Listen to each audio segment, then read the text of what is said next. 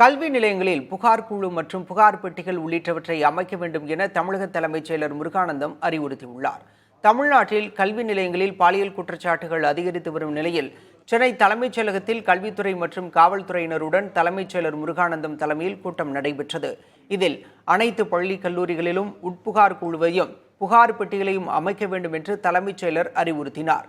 பாலியல் துன்புறுத்தல் மற்றும் போதைப் பொருளுக்கு எதிரான நடவடிக்கைகள் குறித்து மாணவர்களுக்கு விழிப்புணர்வு ஏற்படுத்த வேண்டும் என்றார். அத்துடன் போதைப் பொருள் நடமாட்டத்தை கண்காணிக்க போதைப் பொருள் தடுப்பு குழுவை ஏற்படுத்த வேண்டும் என்றும் தலைமைச் செயலர் உத்தரவிட்டுள்ளார்.